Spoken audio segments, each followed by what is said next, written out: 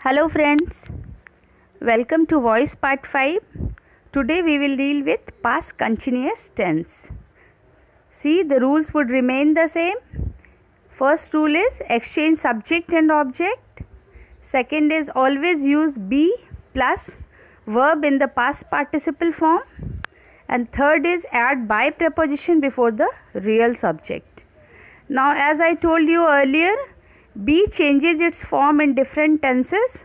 So here be will be was or were plus being. Means in place of be you have to use was, were and being along with verb in the third form. Let's move to the examples. See the first example. She was wiping the floor. मतलब वह फर्श पोंछ रही थी. कैसे बनाएंगे? बताया मैंने, जैसे बी का फॉर्म क्या होगा, या वॉज होगा या वर होगा अलॉन्ग विथ बीइंग, क्योंकि कंटिन्यूस है इसलिए बीइंग होगा. ये मैंने प्रेजेंट कंटिन्यूस टेंस में भी आपको बताया था जब एक्टिव पैसिव वॉइस डील कर रहे थे. तो अब देखिए यहाँ पर द फ्लोर ऑब्जेक्ट है, वो सब्जेक्ट की पोजीशन पे आएगा. तो हम सेंटेंस किससे स्टार्ट करेंगे? द फ्लोर से. द फ्लोर सिंगुलर है इसलिए वॉज बीइंग, वाइप का third form wiped by her. She जो है वो ऑब्जेक्ट फॉर्म में आकर हर हो जाता है. The floor was being wiped by her means उसके द्वारा फर्श पोछा जा रहा था. Next example, some children were playing the drum. कुछ बच्चे ड्रम बजा रहे थे. देखिए कैसे चेंज करेंगे. The drum would come in the beginning. The drum singular है इसलिए वॉज, कंटिन्यूस में बीइंग, प्ले का third form played. The drum was being played by whom. Subject क्या था हमारा? Some children. तो हम सम चिल्ड्रन लास्ट में ऐड कर देंगे. क्या मतलब हुआ उसका? कुछ बच्चों के द्वारा ड्रम बजाया जा रहा था. नेक्स्ट एग्जाम्पल देखिए. A few boys were making a card. कुछ लड़के कार्ड बना रहे थे. तो यहाँ देखिए अ कार्ड हमारा ऑब्जेक्ट है इसलिए वो पहले आ जाएगा सब्जेक्ट के पोजीशन पर. अ कार्ड सिंगुलर है इसलिए वॉज, बीइंग मेड, मेक का थर्ड फॉर्म मेड होता है, बाय अ फ्यू बॉयज़ मतलब कुछ लड़कों द्वारा कार्ड बनाया जा रहा था. Next, she was cooking rice in the kitchen. वह रसोई में चावल पका रही थी. तो कैसे बनाएंगे? यहाँ पे फिर से आपको, चूँकि सेंटेंस थोड़ा लॉन्ग है तो आपको ध्यान रखना है कि आइडेंटिफाई क्या करना है. पहले बताया है मैंने पिछले वीडियो में. आपको आइडेंटिफाई करना है कि सब्जेक्ट कौन है, वर्ब कौन है और ऑब्जेक्ट कौन है, और बाकी वर्ड्स को एज इट इज़ रहने देना है. तो लेट अस सी. राइस जो है हमारा ऑब्जेक्ट है, जो सब्जेक्ट हो गया राइस, और सब्जेक्ट शी है जो ऑब्जेक्ट फॉर्म में आके हर हो गया. उसके आगे हमने बाई लगाया. तो अब देखिए राइस सिंगुलर है इसलिए वॉज, बीइंग कुक का थर्ड फॉर्म कुक्ड बाय हर. अब आपके एक्स्ट्रा वर्ड्स क्या थे सेंटेंस में? इन द किचन.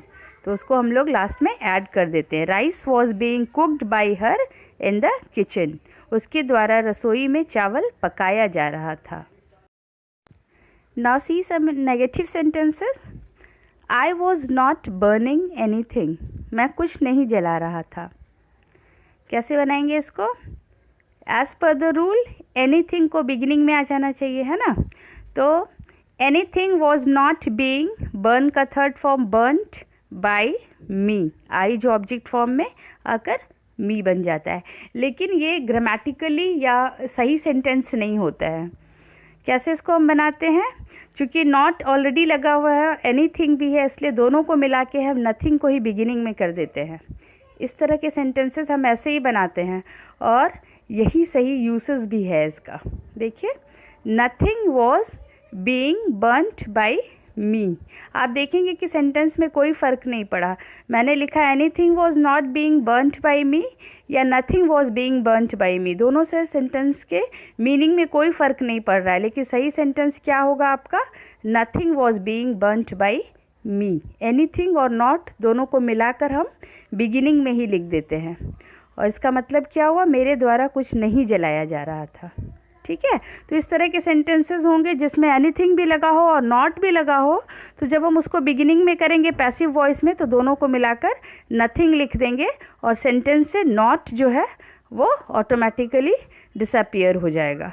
मतलब nothing was being burnt by me, यही करेक्ट सेंटेंस होगा, right. See the next example, he was not drinking milk. तो इसको वैसे ही बनाएंगे जैसे सारे नेगेटिव सेंटेंसेस को बनाते हैं। मिल्क को बिगिनिंग में ले आएंगे और ही को ऑब्जेक्ट फॉर्म में ले जाकर हिम बनाएंगे। मिल्क सिंगुलर है इसलिए वॉज, नेगेटिव सेंटेंस है नॉट बीइंग, ड्रिंक का third form drunk, by him, उसके द्वारा दूध नहीं पिया जा रहा था। अब कुछ इंट्रोगेटिव सेंटेंसेस देख लेते हैं। Why was he throwing your bag, वह तुम्हारा थैला क्यों फेंक रहा था। जैसा मैंने पहले भी आपको बताया है कि जब WH वाले इंट्रोगेटिव्स होते हैं तो सेम वर्ड से एक्टिव भी बनता है, उसी वर्ड से पैसिव भी बनता है। तो सेम वर्ड वाई से स्टार्ट करेंगे। Why was your bag being thrown, throw का third form thrown, by him, he जो हमारा सब्जेक्ट था वो ऑब्जेक्ट फॉर्म में आकर हिम हो गया, मतलब उसके द्वारा तुम्हारा थैला क्यों फेंका जा रहा था। Next sentence, how was she knitting the sweater, वह स्वेटर कैसे बुन रही थी। अगेन सेम वर्ड से बिगिन करेंगे। How was the sweater being, knit का third form knitted, by her, उसके द्वारा स्वेटर कैसे बुना जा रहा था। इसी तरह के कुछ और एग्जाम्पल्स देखेंगे। अब यहाँ देखिए मैंने एक एग्जाम्पल फिर से लिया है, येस नो इंट्रोगेटिव वाला। बताया है मैंने आपको इंट्रोगेटिव दो तरह के होते हैं। अगर आपने वो वीडियो नहीं देखा है तो आप लिंक में जाकर उस वीडियो को देख सकते हैं। उसके सेंटेंसेस को कैसे बनाते हैं देखिए।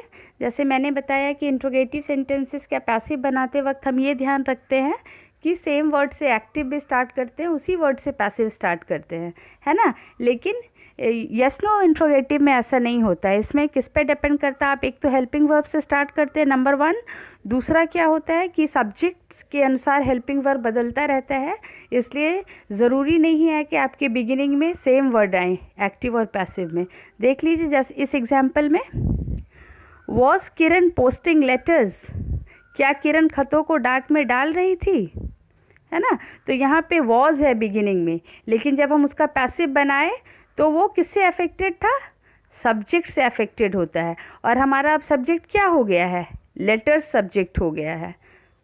ऑब्जेक्ट जो लेटर्स था वो अब किसके पोजीशन में है, सब्जेक्ट के पोजीशन में है ना।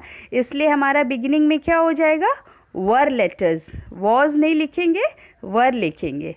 वर लेटर्स बीइंग पोस्टेड बाय किरण, क्या किरण के द्वारा खतों को डाक पे डाला जा रहा था, समझ रहे हैं ना। तो इस तरह से जो WH इंट्रोगेटिव होते हैं वो अलग तरीके से बनते हैं और येस नो इंट्रोगेटिव होते हैं वो अलग तरीके से बनते हैं।